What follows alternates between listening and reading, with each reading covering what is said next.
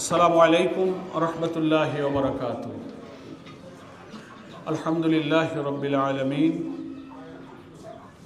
সালাতু ওয়াসসালামু আলা সাইয়্যিদিল মুরসালিন ওয়া আলা আলিহি ওয়া সাহবিহি আজমাইন। সম্মানিত সাংবাদিক বন্ধুগণ এবং মঞ্চে উপবিষ্ট আন্দোলনরত ৮ দলের শীর্ষ নেতৃবৃন্দ এবং প্রিয় দেশবাসী, আমরা আল্লাহর কাছে শুকরিয়া আদায় করছি যে চলমান যে রাজনৈতিক সংকট নিরসনে ৮টি সমমনা দলের ৫ দফা দাবিতে ৫ম দফা কর্মসূচির অংশ হিসাবে গতকাল রাজধানীর ঐতিহাসিক পল্টন মোড়ে যে বিশাল সমাবেশ অনুষ্ঠিত হয়েছে। দেশবাসী, নগরবাসী, প্রশাসন, আইন শৃঙ্খলা রক্ষায় নিয়োজিত যারা দায়িত্ব পালন করেছিলেন, ইভেন যারা পথচারী, যানবাহন, বিভিন্ন পরিবহন এর সাথে সংশ্লিষ্ট সকলের সহযোগিতা এবং ত্যাগের মাধ্যমে মহান আল্লাহ তাআলা আমাদের এই কর্মসূচি সফল করেছেন। এই জন্য আল্লাহর কাছে আমরা শুকরিয়া আদায় করছি, আলহামদুলিল্লাহ।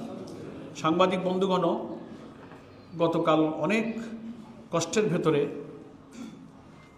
আপনারা আমাদের এই বিরাট সমাবেশকে আপনারা কভার করেছেন। আপনাদেরকেও আমরা সে কারণে আবারও ধন্যবাদ জানাচ্ছি। আপনারা গতকালকে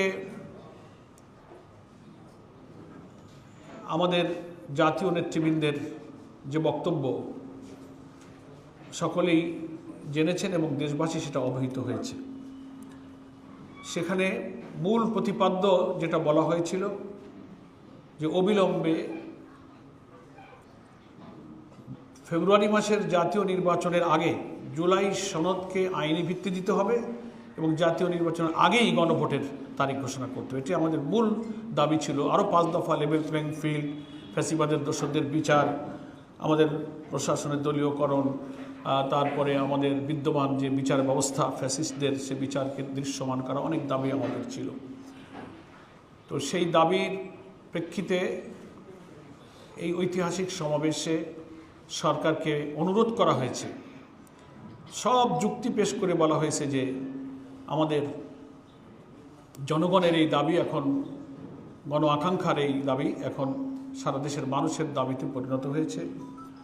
সংবিধান বিশেষজ্ঞদের উল্লেখযোগ্য অংশ এটা মনে করে যে গণভোটের মধ্য দিয়ে জুলাই সনদ আগে অনুমোদিত না হলে জাতীয় নির্বাচনের মতো আইনগত সাংবিধানিক কোনো ভিত্তি রচিত হবে না, সেজন্য এটা আগে করতে হবে। তো সে ব্যাপারে আমাদের নেতৃবৃন্দ অনেক বক্তব্য রেখেছেন এবং গতকাল এই সমাবেশ শেষে ৮টি দলের শীর্ষ নেতা বিকালেই জরুরিভাবে একটা বৈঠকে মিলিত হয়েছিলেন পরবর্তী কর্মসূচির জন্য। দেশে বিদ্যমান যে রাজনৈতিক পরিস্থিতি, ফ্যাসিস্ট এবং তাদের দোসররা যে নতুন করে রাজধানীতে নাশকতা সৃষ্টির পায়তারা করছে, ১৩ তারিখে তারা শাটডাউন, লকডাউন ইত্যাদির নামে ইতিমধ্যেই বাস পোড়ানো, ককটেল নিক্ষেপ, হোটেলে হোটেলে অপরিচিত লোকদের ব্যাপক অবস্থান, এগুলো কাল জনসভা থেকে নেতৃবৃন্দ বলেছেন। এইসব বিবেচনায় আমরা সরকারকে দেশের পরিস্থিতি শান্ত রাখা এবং স্থিতিশীল রাখার প্রয়োজনে সহযোগিতা করতে আমাদের শীর্ষ নেতৃবৃন্দ প্রস্তুত। সেই জন্য পরবর্তী কর্মসূচির ক্ষেত্রে আমাদের এই দাবি যদি নিয়মতান্ত্রিক উপায়ে একটা আলোচনার ভিত্তিতে সরকার প্রধান উপদেষ্টা এবং তিনি ঐক্যমত্য কমিশনের প্রধান হিসেবে ডক্টর প্রফেসর ইউনূস ৮ দলের শীর্ষ নেতৃবৃন্দের সাথে সাক্ষাৎ দেবেন এবং আলোচনার মধ্য দিয়ে সমাধান হবে এবং নিষ্পত্তি হবে, এটিকেই আমরা সবচেয়ে শান্তিপূর্ণ উপায় মনে করেছি। এবং গতকালকের শীর্ষ নেতৃবৃন্দ সেই বৈঠকে প্রধান উপদেষ্টার কাছে জরুরিভাবে সাক্ষাৎ চেয়েছেন। আপনাদের কাছে এখন বিস্তারিত তারিখ ভিত্তিক কর্মসূচি ঘোষণা করছেন আমাদের ৮ দলের পক্ষ থেকে সম্মানিত অধ্যাপক মুজিবুর রহমান। ইন্নাল হামদুলিল্লাহ ওয়াসসালাতু ওয়াসসালামু আলা রাসূলিল্লাহ ওয়া আলা আলিহি ওয়া আসহাবিহি আজমাইন। মঞ্চে উপবিষ্ট জাতীয় নেতৃবৃন্দ, উপস্থিত সাংবাদিক বন্ধুগণ, আসসালামু আলাইকুম রহমতুল্লাহি ওয়া বারাকাতুহু। বাংলাদেশ জামাত ইসলামীর সম্মানিত আমির আজকের এই প্রোগ্রাম ঘোষণা করার কথা ছিল। জরুরি ভিত্তিতে উনি দেশের বাইরে থাকার কারণে এই দায়িত্বটা আমাকে পালন করতে হচ্ছে। তো আপনারা জানেন, আলহামদুলিল্লাহ 8 দলের গতকালকে যে শীর্ষ নেতৃবৃন্দের বৈঠক হয়েছিল তারই ফলো আপ হিসাবে আজকের এই বৈঠক।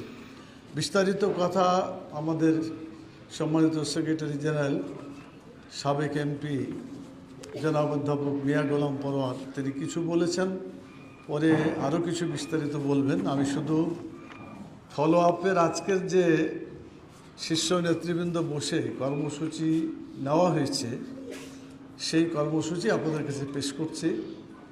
তো তার আগে আমি বলতে চাই, জাতীয় ক্রান্তিকালে আজকের এই সাংবাদিক সম্মেলন যেমন গুরুত্বপূর্ণ, গোটা দেশবাসীর জন্য এটাও গুরুত্বপূর্ণ বলে আমরা মনে করছি। সামনে বিভিন্ন ধরনের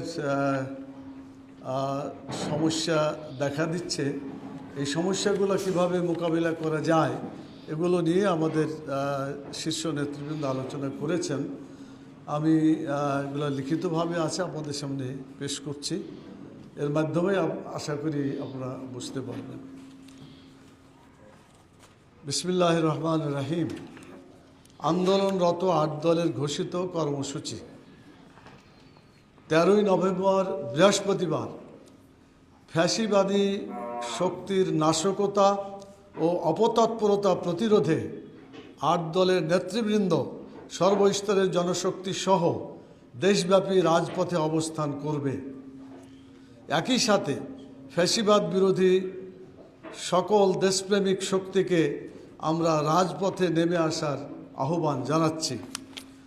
14ই নভেম্বর শুক্রবার জুলাই জাতীয় সনদ বাস্তবায়ন আদেশ জারি ও জাতীয় নির্বাচনের পূর্বে গণভোট আয়োজন সহ 5 দফা দাবিতে দেশব্যাপী জেলা ও মহানগর পর্যায়ে বিক্ষোভ মিছিল অনুষ্ঠিত হবে।